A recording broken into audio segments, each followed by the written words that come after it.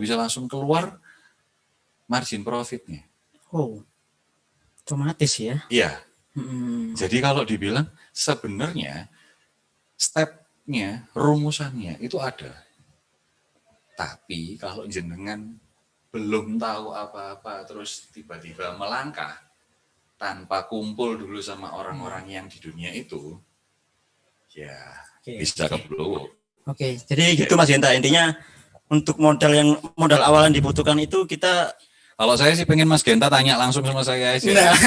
Modal terbatas itu bahasanya apa? Nah, itu yang saya juga langsung di WA sih saya. Saya juga kurang tahu detailnya seperti apa. Kalau seperti itu mah susah. Oke, sekarang ada pertanyaan lagi Mas. Dari peternak digital, Widih. Okay. Adakah properti yang khusus jualan rumah smart home atau solar cell otomatis di setiap rumah?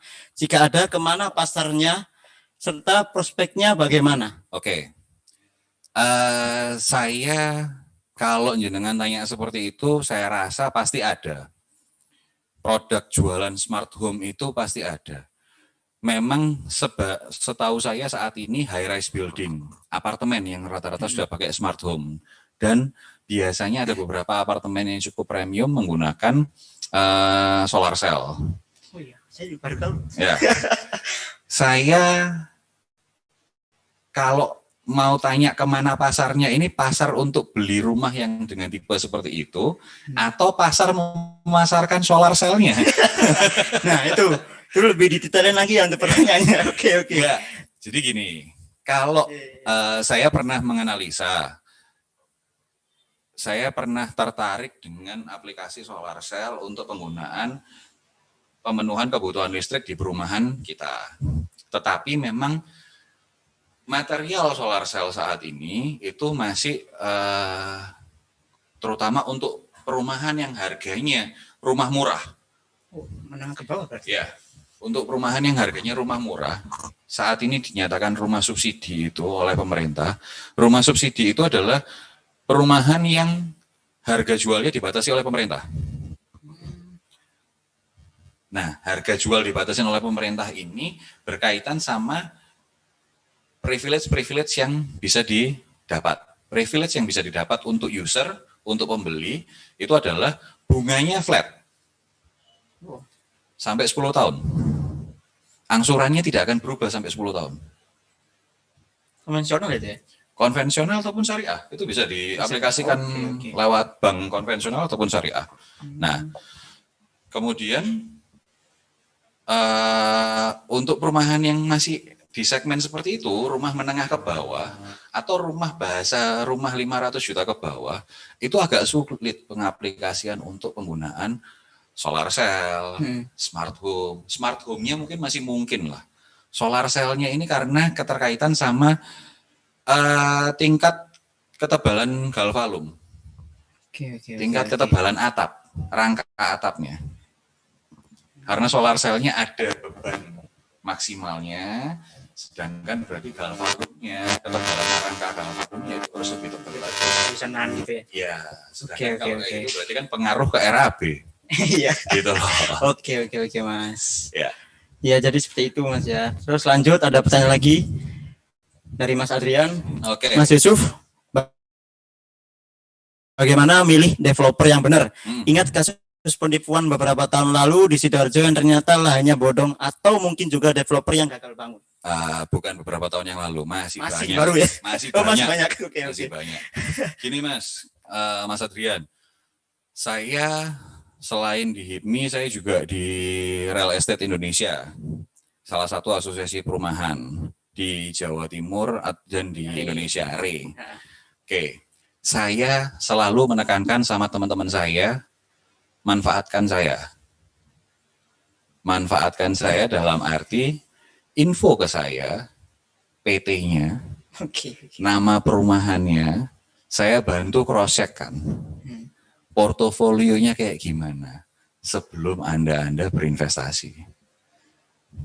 Baik itu yang penjualan konven, penjualan syariah, baik itu lewat KPR maupun in-house ke developer. Manfaatkan saya, monggo, saya asal jenengan minta sadek-saknyek. Mas, aku takut saiki Mas, jawaban saiki. Wah, itu. Susah nih Mas. Padahal Masnya sibuk banget nih. Betul. Yeah. Saya barusan 2 hari yang lalu saya ada teman senior saya SMA tiba-tiba ketemu, terus mereka dia nanya terkait salah satu perumahan di Surabaya sini. Dan itu tadi saya sudah cross check, saya sudah bilang secara portofolio dia anggota baru, saya belum bisa tahu portofolionya secara detail, tapi monggo saya bisa validasi bahwa memang benar ada. Karena terdaftar di REI itu tadi. Iya. Bisa nggak sih Mas kalau kita ngecek sendiri gitu di REI-nya gitu? Oh bisa. Bisa ya? Ke sekretariat REI. Kalau REI sendiri bisa langsung ke sekretariat. Insya Allah dalam 1-2 bulan ini mungkin bisa lah di lewat website. Cuman permasalahannya adalah kalau lewat website terkadang ada anggota yang belum daftar ulang. Oh, jadi nggak diupdate gitu untuk? Iya, jadi daftar ulangnya itu kan memang seharusnya ada sebulan sekian maksimal, tapi jangan sampai nanti karena dia telah daftar ulang akhirnya mempengaruhi portofolionya dia dong. Iya sih, benar. Gitu. Jadi lebih baik tanya ke sekretariat REI, langsung tanya di situ. Oke. Gitu. Terus lanjut dari BPC Kota Kediri, Mas Edwin. Mohon izin Mas, apa sih yang paling mempengaruhi naiknya nilai investasi rumah dan bagaimana agar investasi kita benar-benar dapat dan menguntungkan? Oke. Kemudian, secara aturan kapan setiap orang berhak untuk melakukan transaksi pembelian properti? Nah ini secara aturan kapan berhak? Ketika ada duit Mas. Nah, Ketika ada duitnya, monggo. Oke. Nah kalau untuk mempengaruhi naiknya nilai investasi rumah atau seperti apa? Ya, yang pertama adalah lokasi. Jangan pernah membeli rumah ketika Anda belum melihat lokasinya langsung. Jangan hanya membeli berdasarkan visual. Jangan membeli berdasarkan brosur. Jangan membeli berdasarkan Google Map. Datang ke lokasi tersebut. Survei langsung ya? Ya, lihat langsung. Akses menuju ke tempat pendidikan, akses menuju ke pasar, akses menuju ke perumahan terdekat, akses menuju tempat ibadah dan sebagainya. Itu seperti apa? Dan mungkin seperti tadi saya juga sebelum acara ini saya sempat diskusi sama Mas Adit ya. Ketika ada lebih dari satu developer di situ, lebih dari satu perumahan di situ, berarti menurut saya itu layak jual. Karena berarti lingkungan sekitar bisa menerima ada kompetisi antara developer A dengan developer B. Berarti ada selling value, ada nilai jual tersendiri. Oke Mas. Kalau itu lokasi cuma ada satu developer, nah pilihannya dia pionir atau keblu. Oke, benar banget Mas. Gitu. Oke. Pilihannya dia pionir karena dia visioner. Bisa aja dalam 1-2 tahun ke depan akan banyak perumahan yang ada, atau dia keblu salah beli lokasi. Gitu. Jadi nggak semua lokasi itu bisa kita jadikan perumahan gitu ya Mas? Betul. Tapi benar nggak sih Mas untuk luas jalan ataupun misalnya kita mau beli rumah nih, luas jalan itu untuk akses itu pengaruh nggak sih untuk harga jual dari rumah itu? Oh iya, betul. Pengaruh banget ya? Pengaruh. Bahasanya adalah row jalan atau DMJ itu pengaruh, cukup pengaruh. Oke Mas. Kita lanjut untuk pertanyaan dari Mas Furkon. Izin modalnya hanya dari 1 bulanan. Nah, mahasiswa itu untuk investasi di properti. Kalau Anda menanyakan bisa atau enggak, bisa. Tetapi itu jenengan harus di backup oleh orang tua. Seperti sama aja biaya orang tua. Enggak, bukan biaya orang tua. Jadi ada namanya perumahan bersubsidi. Saat ini perumahan bersubsidi ini harganya pada tahun ini di seluruh Jawa Timur harganya 150 juta 500.000. 150 juta 500.000 dengan DP yang dibutuhkan hanya 8 juta, 5% atau 10%. Jadi cukup 7,5 juta sampai 8 juta. Persyaratannya itu terlalu ribet kalau nggak salah itu untuk subsidi ya. Nggak mungkin bisa kalau untuk mahasiswa. Kenapa nggak mungkin bisa? Malah itu justru rumah pertama. Oh. Nah, yang sering dilupakan orang itu adalah mahasiswa. Oh, belum bekerja, Nah, belum dan itu. sebagainya. Karena kan untuk survei itu yang maksud saya ya, di backup oleh orang tua. Oh, atas namanya, orang atas tua. nama anak tersebut dengan backup orang tua. Slip gajinya orang tua. Oke. Gitu. Alangkah lebih baiknya kalau misalkan si mahasiswa tersebut bisa selain menyisihkan dari uang saku ini, bisa membuka mungkin bisnis yang bisa mendapatkan penghasilan. Jadi itu sebagai nilai tambah untuk meyakinkan perbankan untuk bahwa BI checkingnya ya. Oke. Lanjut, ini dari Mas Fajar. Izin tanya Mas Yusuf, gimana menurut Anda terkait yang sekarang lagi hits cicilan syariah? Jadi KPR internal dengan developer tanpa bunga, bukan dengan bank. Apakah regulasinya sudah ada? Atau gimana Mas? Oke, siap.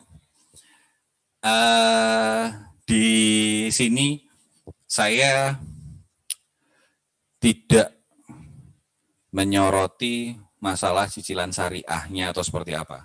Tapi memang tolong jangan asal terburu nafsu, jangan asal memutuskan karena BI checking saya rusak, BI checking saya jelek, saya hanya bisa mengambil lewat in-house atau cicilan ke developernya, bukan lewat perbankan. Saya tidak mendiskreditkan syariah atau bukan. Tapi menurut Masnya untuk kredit lewat in-house itu aman nggak sih? Pasti nggak sih itu? Karena kan kita nggak ada perjanjian benar-benar yang secara hukum. Nah, kalau Anda tanya aman atau enggak, tergantung Anda membaca atau enggak semua poin-poinnya. Semua poin perjanjian. Jangan sampai ada poin perjanjian yang karena memang disengaja dikecilkan. Nah, kebanyakan kata-katanya kan menipu gitu. Oh iya, bukan kata-kata yang menipu, di ukuran fontnya dikecilin. Dikecilin sampai paling minimal. Itu. Nah, kalau sudah ada ukuran font yang paling kecil minimal itu, tolong Anda aktif bertanya. Jika semisal pihak developer tidak bisa memberikan pertanyaan, tidak bisa memberikan jawaban yang memuaskan, Anda tanya terus, kejar terus. Bahkan kalau perlu periksa secara peraturan Kemen PUPR dan sebagainya, apakah cocok? Gitu. Oke. Karena kalau pertanyaannya cicilan in-house, KPR internal kepada developer, saya bukan Tuhan yang bisa memastikan developernya pasti aman atau enggak gitu. Manusia nggak bisa tebak gitu. Betul, tapi kalau masalah duit ini sudah hampir 92% ini hati-hati. Hati-hati, oke, benar-benar. Jadi kayak gitu Mas Yusuf. Terus lanjut, ini jam berapa sekarang? Sebelum ya. Oke, lanjut satu pertanyaan dari Mas Adrian. Oke. Setelah pembelian dari developer, idealnya berapa tahun setelah itu properti landed house bisa kita jual kembali untuk bisa mendapatkan ROI yang baik? Tidak ada patokan resmi berapa tahunnya, Mas. Tapi kalau misalkan jenengan tanya, ketika Anda beli, itu masih kawasannya belum terbangun, berarti gate-nya mungkin belum terbangun, RT RW-nya belum terbangun, tempat ibadah dan sebagainya. Intinya Anda pembelian gelombang pertama lah. Oke, Mas. Anda tidak perlu menunggu lama. Ketika kawasan itu terbangun, 1 tahun, 2 tahun, Anda jual, insya Allah seharusnya sudah tutup. Sudah ROI. Tapi tergantung cara penanganan Anda untuk menjualnya. Kalau Anda pengambilannya lewat kredit pemilikan rumah, ada step-step nanti yang langsung tanya ke saya aja. Jangan Iya. Soalnya kalau saya nge-share ini di secara nggak langsung, saya buka ngakali perbankan jadinya. Ntar ada yang ribut nih habis ini. Iya. Bisa nggak dapat utangan saya nanti. Oke, terus ini ada lagi dari Mas Juda. Oke. Izin ya, Mas, bisnis properti main di kelas rumah bersubsidi. Bagaimana prospeknya di bidang itu, Mas? Lalu pertanyaan kedua, bagaimana bisnis properti ini bisa jadi bisnis yang putarannya cepat? Ini prospeknya masih sangat terbuka. Kalau kata-katanya saya kurang setuju ya, properti ini jadi bisnis yang putaran cepat. Karena kalau bayangan orang, modal besar dan lama jual sehingga harus dapat margin yang besar. Iya. Oke. Perputaran cepat itu terkadang yang menjadikan teman-teman developer baru terutama itu sering keblowok, sering jatuh.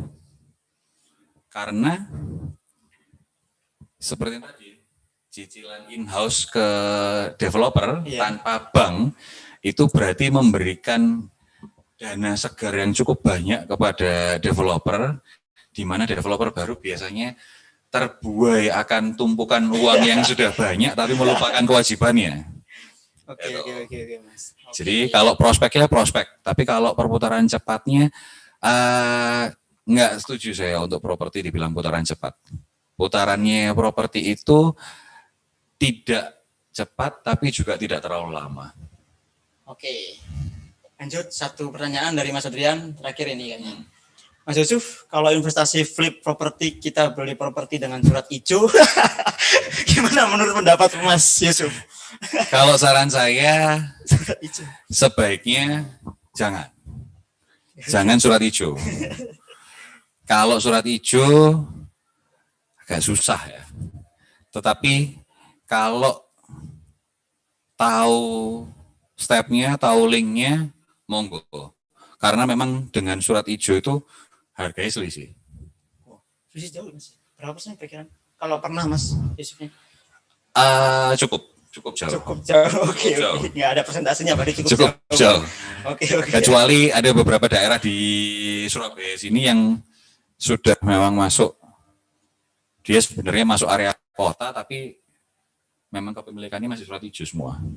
Itu ada beberapa yang seperti itu. Oke, udah cukup kayaknya ya, cukup Mas ya. Nah, itu dia obrolan kita dengan Mas Yusuf tentang kiat properti investasi di masa pandemi. Waduh, seru juga nih. Hampir 1 jam nih kita bisa ngobrol santai kayak gini. Monggo, saya terbuka. Mungkin misalkan ada closing statement yang bisa diberikan untuk teman-teman. Oke. Intinya adalah di bisnis properti ini sama dengan bisnis-bisnis yang lain sih. Semuanya kembali kepada keseriusan, komitmen, dan tidak ada yang tidak mungkin. Kalau Anda misalkan mau lanjut, mau bertanya dan sebagainya, monggo, saya sangat-sangat terbuka.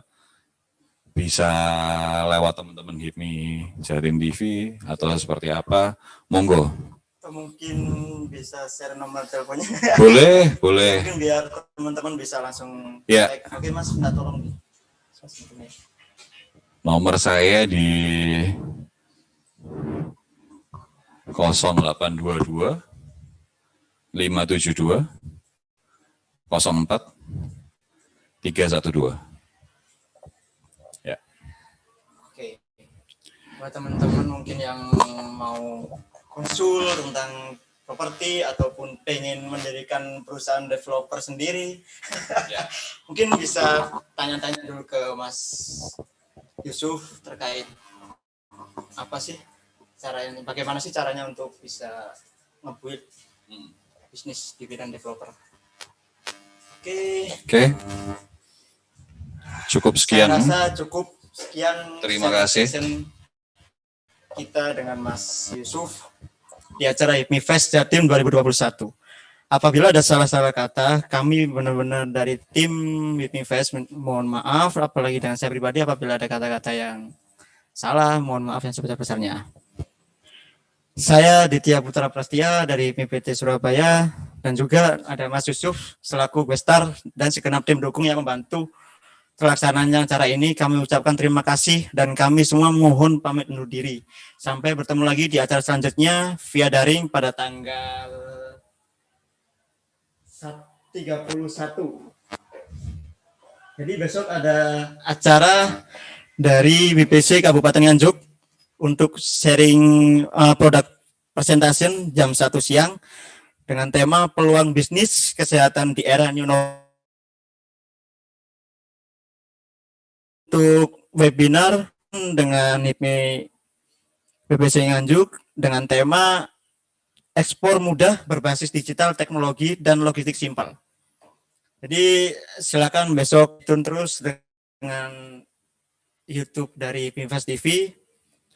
Selamat malam. Wassalamualaikum warahmatullahi wabarakatuh. Salam HIPMI. Pejuang pengusaha, pengusaha berjuang. Terima kasih.